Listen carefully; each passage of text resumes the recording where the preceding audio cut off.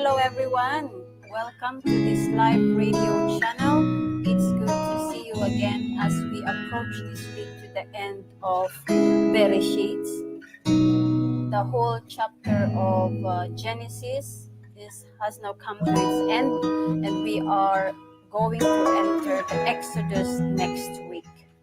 I'm so glad to have you all today and to have this reading with you. I hope that you all had a wonderful new year anywhere in the world. And before that, I want us to start.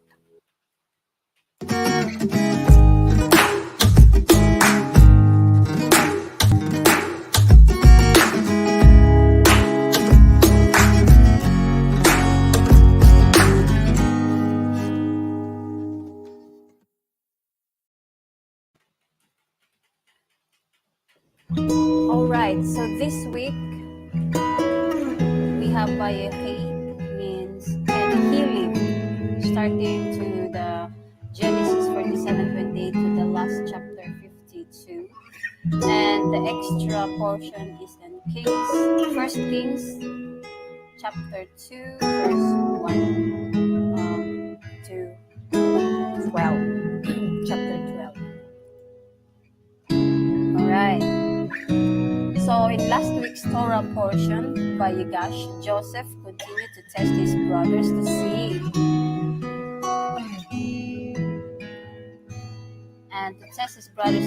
they were the same kind of people who had once spitefully cast him into the pit.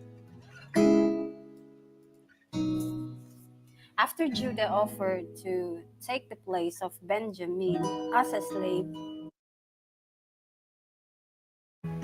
however, Joseph was convinced that they had genuinely changed and decided to finally reveal his identity to them. After his emotional disclosure, the sons of Israel finally reunited, and Joseph then brought his father Jacob to dwell in the fat of the land of Egypt, where God had promised to make them into a great nation.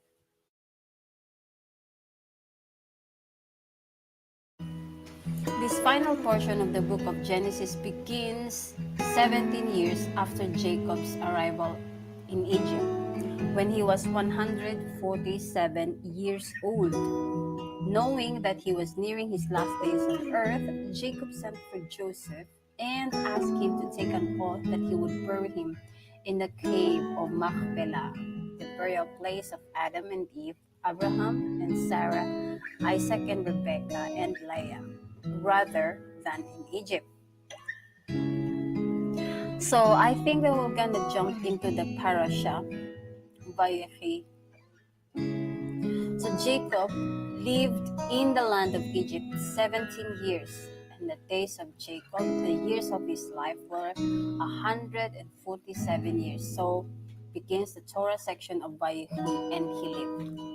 So if you notice the beginning of this weekly reading, it starts with Jacob, stating the years of his life in Egypt. And it also states how old he was. And the closing of the parasha of the book of Genesis, and the last of the 7th parasha describing the life of Jacob. So the days drew near for Israel to die. He called his son Joseph and said to him, "Do me a kindness and truth. Please do not bury me in Egypt. I will lie with my fathers, and you shall carry me out of Egypt and bury me in their burial place." So Joseph swears to do his father's bidding, and Jacob vows to his son. Shortly after, Jacob falls ill, and Joseph brings his 2 sons, Manasseh and Ephraim, to their grandfather's bedside. And Jacob blesses them that they will each father a tribe in Israel, thereby elevating them to the status of his sons. Ephraim and Manasseh, as Reuben and Simeon, they shall be to me. So notice here that he did not replace his son, but he added them. So instead of the 12, they become 14. So he adopted these two children as his own. He said, they shall be Reuben and Simeon to me. In blessing them, Jacob places his right hand on Ephraim and his left on Manasseh, crossing his arms. Since Joseph had placed the elder Manasseh to his father's right, Joseph thinks that his father, who was grown blind in his old age and illness, doesn't realize that the elder son is to his right. But Jacob says, I know it, my son, I know it. He, Manasseh, also shall become a people, and he also shall be great, but truly his younger brother shall be greater than he, and his seed shall become a multitude of nations.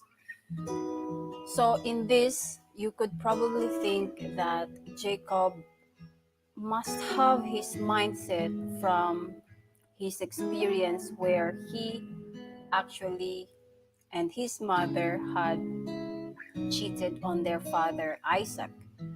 Remember the story when Rachel actually, or yeah, when Jacob's mother had told Jacob to prepare the the favorite food of their father, and it ends up that when Esau came, he did not have any blessings, but all went to Jacob. So probably in this situation, he exchanges his hands to make sure. Probably, I think. And we're just gonna continue. So Jacob grants Joseph an extra portion in the Holy Land, the city of Shechem, which I took out of the hand of Amorite with my sword and with my bow. Now we're gonna cross over to the word. Reuben, Simeon, Levi, and Judah, Jacob called to his sons and said, gather yourselves together that I may tell you which shall be for you in the end of days. So Jacob then proceeds to bless each of his 12 sons. His blessings define the respective roles of the 12 tribes, which will issue from them to comprise the nation of Israel. Some of the sons are also rebuked for their failings. So Reuben is rebuked for his interference in Jacob's marital life. Okay, Reuben, you are my firstborn, my might and the first of my strength, the excellency of dignity and the excellency of power. Hasty as water, you shall not excel because you went up and violated your father's bed. So what did he do there? He was a curious young man, and he had an interference with the concubines. You know, Simeon and Levi are rebuked for the massacre of Shechem and their role in the sale of Joseph. Simeon and Levi did something as well very um, bad when their sister was raped in when they moved to Shechem. So Simeon and Levi are brothers. Instrument of violence are their weapons. In their anger they slew a man, and in their willfulness they maimed a bull. Cursed be their anger, for it was fierce, and their wrath, for it was cruel. I will divide them in Jacob and scatter them in Israel. And Judah is praised for saving Joseph's life and is invested with the leadership of Israel. The kings, governors, and legislators of the Jewish people up to and including the Messiah shall be from the tribe of Judah. So Judah is a lion's whelp from the prey. My son, you have risen. The scepter shall not depart from Judah, nor the legislator from between his feet, until Shiloh comes and nations submit to him. So Judah's portion in the Holy Land will be blessed with vineyards and prime pasture land. His eyes are red with wine, and his teeth white with milk. So If we look again to Zebulun, Issachar, and Gad, Asher, and Naphtali. Zebulun shall dwell at the shore of the sea, and shall be a haven for ships. Okay, for his descendants will be seafaring merchants. Issachar is endued with perseverance that is demanded of the tribe of Torah scholars. He will yield. He is a strong-boned donkey, couching down between the boundaries, bowing his shoulder to the load. And Dan shall produce great judges. So Dan is, I think she's the girl. Foreseeing the heroic life of one such judge, Samson, Jacob prophesies that Dan shall be a serpent by the way, an adder in the path that bites the horse heels, so that his rider shall fall backward. I hope for your salvation, O God. And God shall produce the victorious warriors of Israel. Asher is blessed with a bounty of olive oil that will be grown and produced in his lands. Naphtali is a deer running free, who delivers words of beauty. Now Joseph and Benjamin is granted the blessings of fertility. Joseph is a fruitful bow, right? And Benjamin is likened to a ravenous wolf, right? So there are different secrets. If you read this chapter about the blessings of every tribe they receive from their father Jacob, you will notice that every role they receive has actually a leading code to what kind of nation they will become and to what kind of people they will become in the future and what is their role in their community, right? So let me see if I can find that. Yeah, I think Dina was the girl and Dan is a boy, right? I think it was Dina, right? So if we just check about um, instruments of violence are their weapons to Simeon and Levi, they are brothers, right? So they are brothers, but they were not brothers to Joseph because they didn't have a mother. They were only siblings through the father. So Jacob said to Simeon and Levi that these instruments are stolen by you. They are not yours, but Esau, to whom it was said, by your sword shall you live. Right? So Hamas also means robbery. So in that sense, they are the continuation of Esau. In their anger, they slew a man, and here it also states what they did to the man when they were in anger, what kind of attitude they have when they are angry, and that they could offer no more resistance than a single man, right? So, and in their willfulness, they maimed a bull, right? And that comes from our Rashi. And then cursed be their anger. Okay, so even when he rebuked them, he cursed only their anger. So thus Balaam says, how can I curse whom God has not cursed? So in this, you can also notice that it is not right to curse a person in anger, but that to condemn their actions, but not the person. And it's not right to say that love the person and hate their sin, because if you love the person and hate their sin, then you are tolerating the wholeness of that person. You are tolerating them still. So it was better this way to suggest that rebuke their anger, as Joseph did here. He rebuked the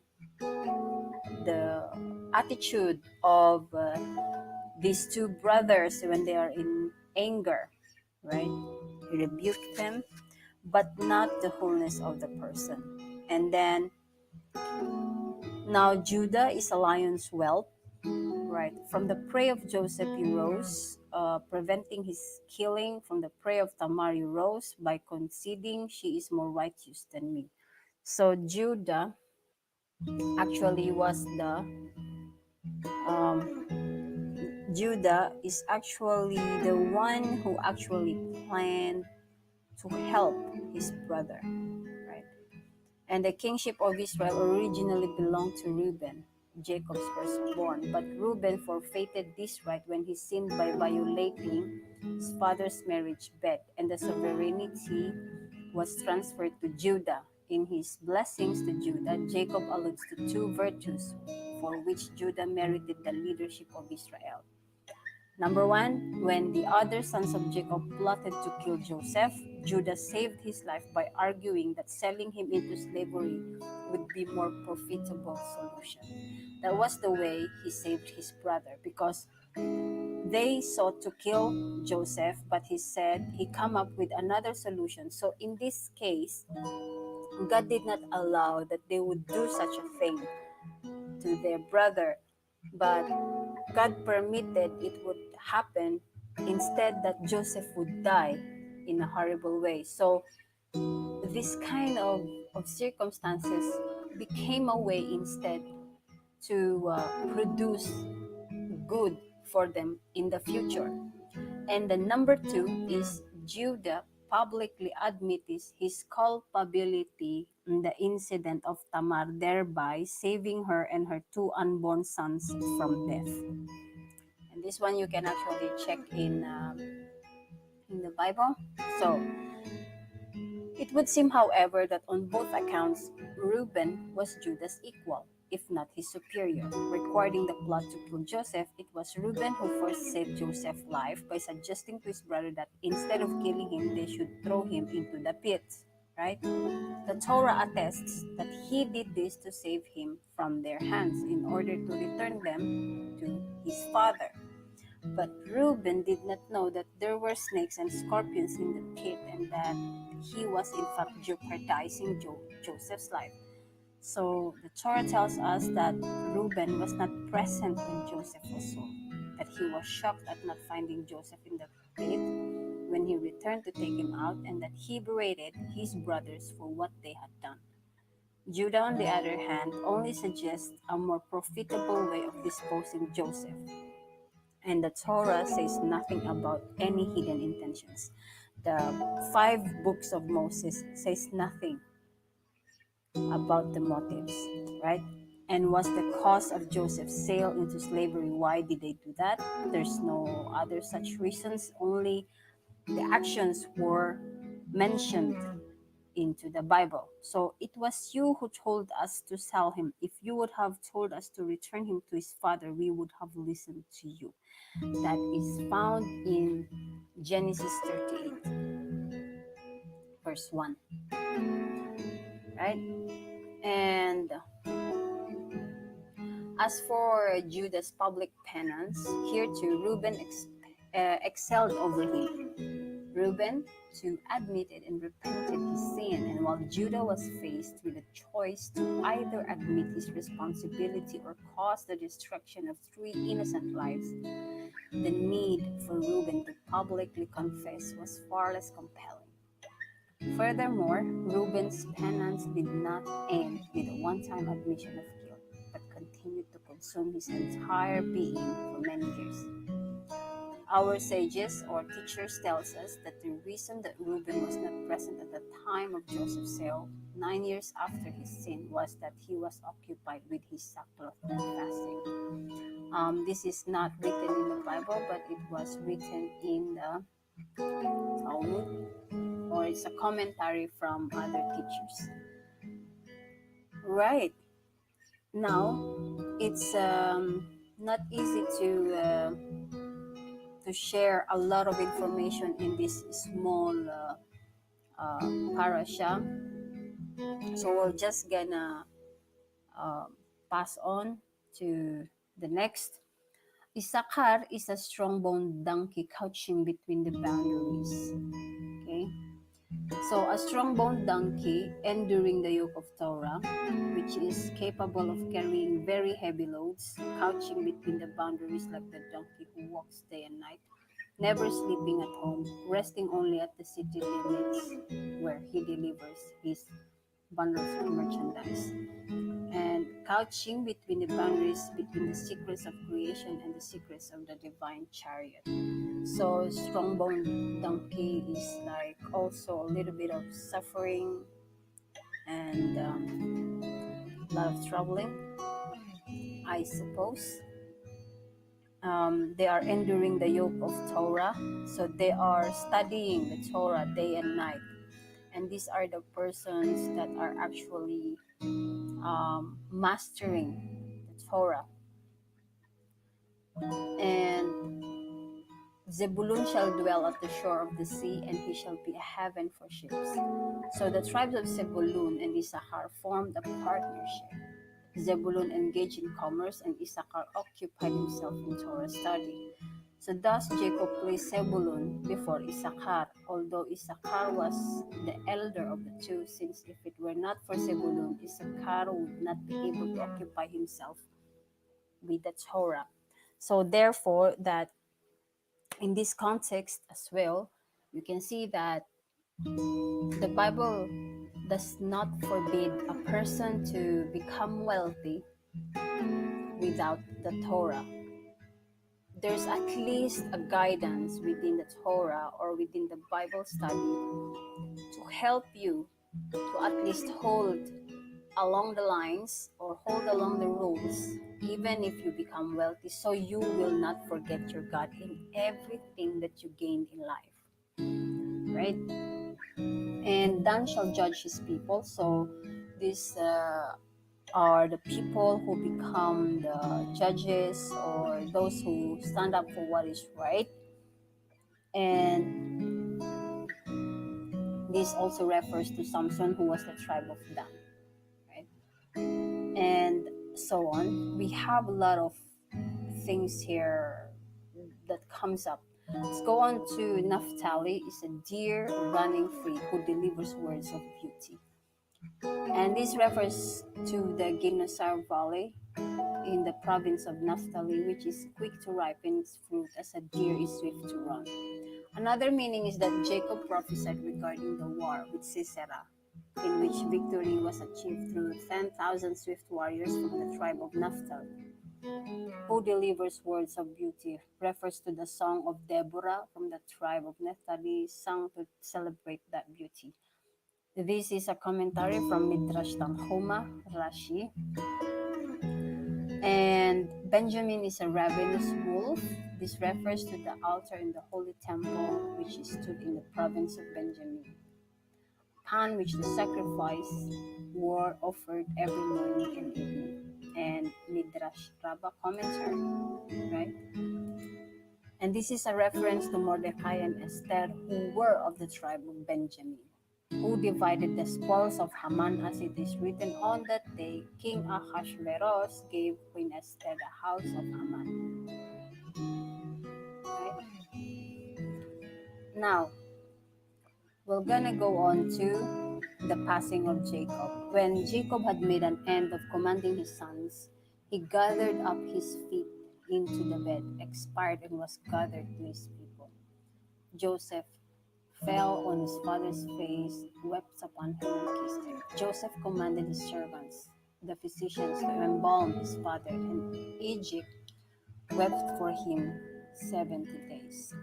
Imagine that even if the Hebrews or Joseph's tribe or family are not even Egyptians, the whole Egypt wept for him. They wept. So this also shows us that even if we have different beliefs from all the surrounding nation or surrounding environment we should have at least an acceptance. We should be the light. We should have the acceptance on how other people live and a respect on how they bring about their lives. But that we, as an example, should not do like them or should not be like them, but instead we shall be an example who produce the good fruits in our lives, and that we should be an example into their sight, to show them who God is in our lives. And if we do that, we are pleasing God. And the people that surround you will love you, not because you are buying them or trying to buy them or trying to please them, but because of what you show, of what you have in your heart, what you represent, right? So Joseph went up to Canaan to bury his father, and with him went up all the servants of Pharaoh. Imagine, all the servants of Pharaoh. No one was left. The elders of his house and the elders of the land of Egypt, and all the house of Joseph and his brothers and his father's house, a very great company. So his sons carried him into the land of Canaan and buried him in the cave of Machpelah field, the field which Abraham had brought for possession of burying place from the Hittite, right? So when Jacob also had made an end of commanding his sons, he gathered up his feet into the bed, expired, and was gathered to his people. So Rabbi Yitzhak said to Rab Nachman, "Our father Jacob did not die." But Rab Nachman asked, "Was it for no reason that he eulogized the embalmers involved in the burial's spirit?" So Rabbi Yitzhak replied, "I am only citing a verse. It is written, 'And you, my servant Jacob, fear not, says the Lord, and do not tremble.'" This you can find in Jeremiah 30:10. Check it out. "O Israel, for behold, I shall save you from afar, and your progeny from the land of their captivity." The verse equates Jacob with his progeny. Just as his progeny are alive, he too is alive. And if you want to know about this, I would probably include it in the link below. Now, Joseph commanded his servants, the physicians, to embalm his father. Why did Joseph die before his brethren? Right? That would be a great question for us all to ask, right? Rabbi Judah Hanasi said that because he embalmed his father, the only one, blessed be he, could I not preserve my righteous one? Did I not say thus to him, fear not the worm, Jacob? That is in Isaiah 41:14. The rabbis disagree that it was Jacob who charged him to embalm him. His sons did unto him according to how he commanded them. And however we review this, I think we all would agree that everything that Joseph did to his father was according to Jacob's request, right? Because Joseph wouldn't actually do something that is not requested by his father. I hope that we all think the same. I don't know. So now, when Pharaoh appointed Joseph viceroy over Egypt, his ministers protested, "Would you place over us a slave from his master, bought for 20 pieces of silver?" He replied to them, "I discern in him royal characteristics." So they said to him, "In that case, he must be acquainted with the 70 languages." That night, the angel Gabriel came to Joseph and taught him the 70 languages. On the morrow, in whatever language Pharaoh conversed with Joseph, Joseph replied to him. But when Joseph spoke to Pharaoh in the holy tongue, Pharaoh did not understand what he said. Pharaoh asked Joseph to teach it to him. He taught it to him, but he could not learn it. So Pharaoh said to Joseph, "Swear to me that you will not reveal this." And Joseph swore to him. Right? So the testament of Joseph. After Jacob's passing, his sons are seized with a new fear. Perhaps Joseph has waited these 70 years out of respect for their father, but will now avenge himself on them for selling him to slavery. So they send word to Joseph, right? Now is the time that they fear Joseph, because now there is no protection. When their father was alive, of course, Joseph have done a lot of wonderful things to them. Now the brothers are afraid because probably he would come back and revenge. Now this is their words. Your father commanded before he died, saying, so shall you say to Joseph, forgive, I beg you now, the trespass of your brothers and their sin, for they did evil to you. And now we beg of you, forgive the trespass of the servants of the God of your father. Joseph wept when they spoke to him. Joseph said to him, fear not, for am I in the place of God? You thought evil against me, but God meant it for good, to bring it to pass at this day that many people should be saved alive. Now therefore, fear not, I will nourish you and your little ones. And he comforted them and spoke to their hearts. Here, there's a huge nutritional things that you would learn. All of us will learn something from this. Even I. What happens here is that despite of the evil things that happened to him, of course, every person who does evil things about other person, they will always be afraid when there will be no protection over them, right? So for an example, if I do something bad against someone else, and someone would cover up for me or protect me at least, just so I wouldn't be revenged, or my enemy wouldn't avenge me because of the evil things I did. So long that that protector is living, I am safe. Once that protector is gone, I'm in a big danger, my friend. Now, what happens here is the attitude, the character of Joseph. What did he say? You don't have to fear. Am I in the place of God? So you see, there was a forgiveness. His forgiveness is not to forget what happened, but the forgiveness is to, how do you say it in another words? To reward them good, right? To reward them good. And this is the good example for us, right? This is something that we actually have to remember, right? So this means that these are their um, reciprocated or something in English, or give in return. This is the payment that he did instead.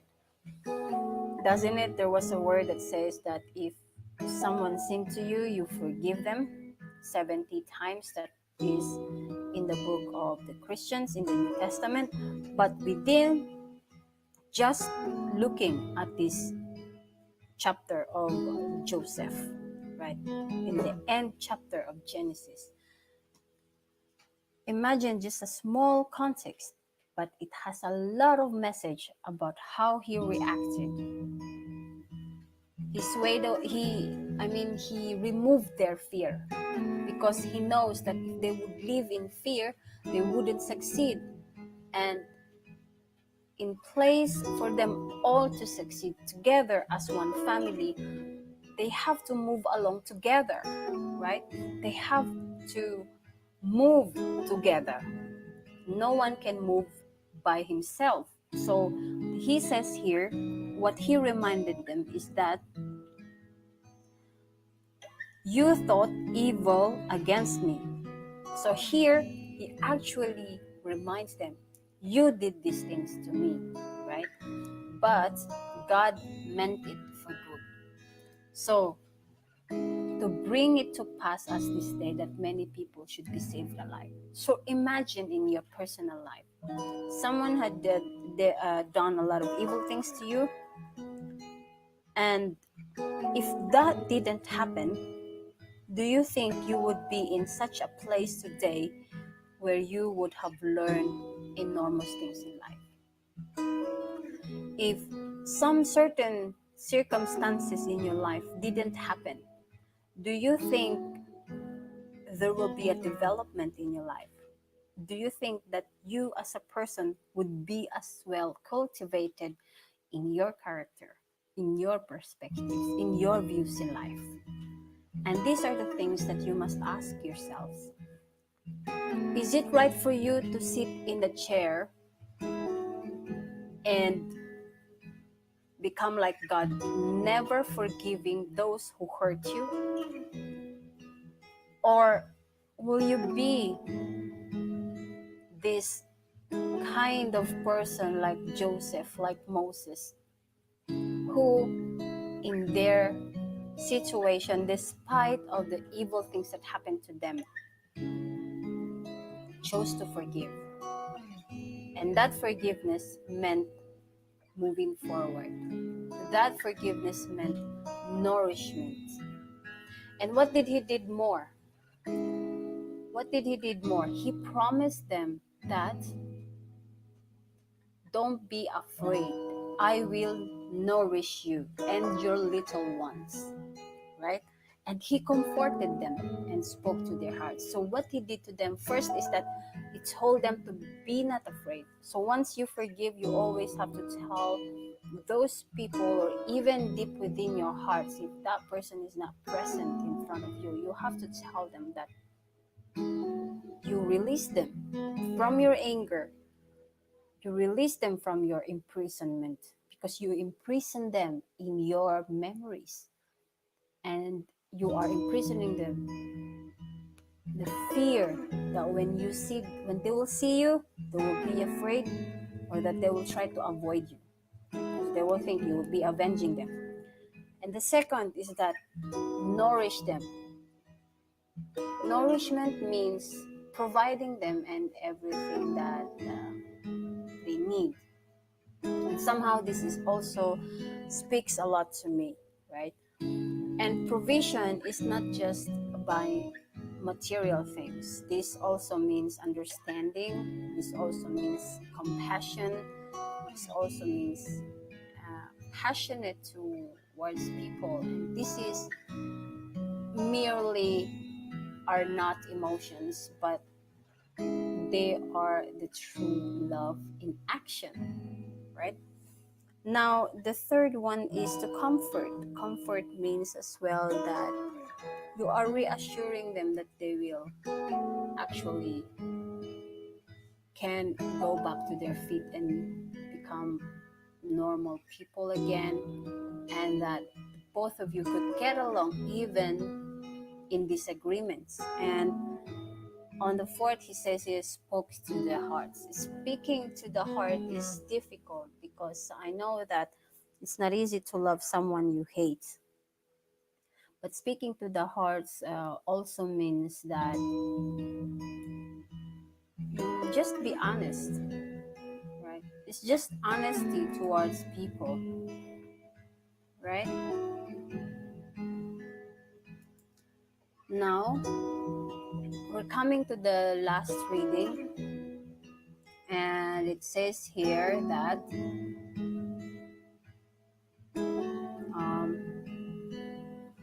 Joseph lived 110 years, living to see his children's grandchildren. Also, the children of Machir, the son of Manasseh, were raised on Joseph's knees before his passing. He conveys the following testament to the children of Israel in Egypt. God will surely remember you and bring you up out of this land to the land of which he swore to Abraham, to Isaac, and to Jacob. God will surely remember you, and you shall carry up my bones from here. So it is from these words that the children of Israel will draw their hope and faith in the difficult years to come. Joseph's body is placed in a coffin to await the day of return to the promised land. So here it didn't state when they are leaving, when is the exile, but this is how Jacob's life and Joseph's lives ended. And this is just the beginning of the people of Israel going to the promised land. And For this reading, I just hope that you all also have learned. I learned a lot, although I read a little bit further earlier than you. It speaks a lot to me, and we all wish to be cultivated and developed in a way like Joseph did. And for the next week, we will have Shemot. This is the beginning of Exodus chapter. And if you want to know about it, just check the description box below. And it won't be so long. Right? On my description box below, you can also check some links, right? So then I hope to see you again. But before I end, I would like to give this song to you. Back to you. This is I Look to You by Sarah. Original is Whitney Houston. As I lay me down, heaven hear me now. I'm lost without a cause.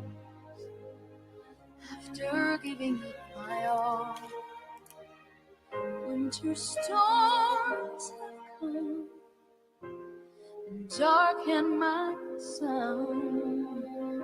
After all that I've been through, who on earth can I turn to? I look to you. I look to you. After all my strength is gone, in you I can be strong. I look to you. I look to you. And when melodies are gone, in you I hear a song. I look to you.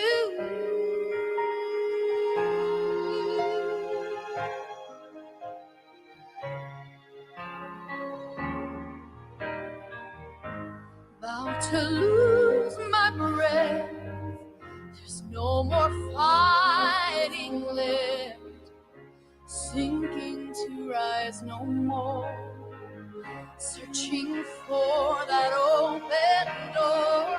And every road I've taken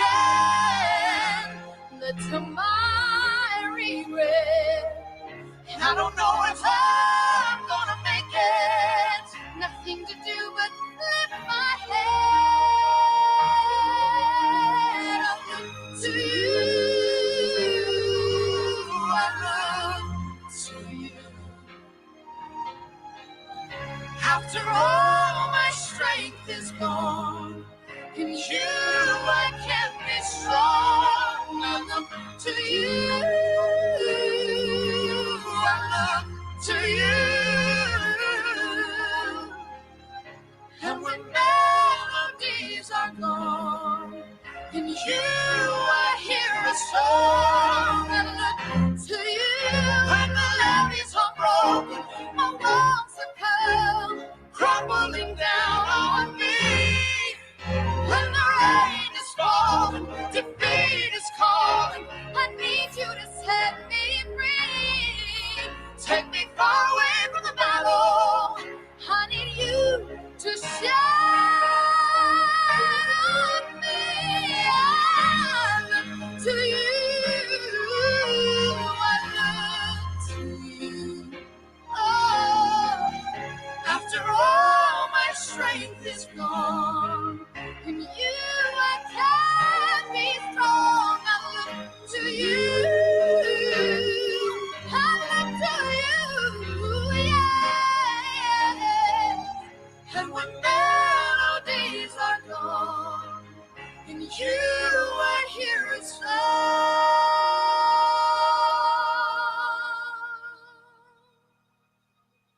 I look to you.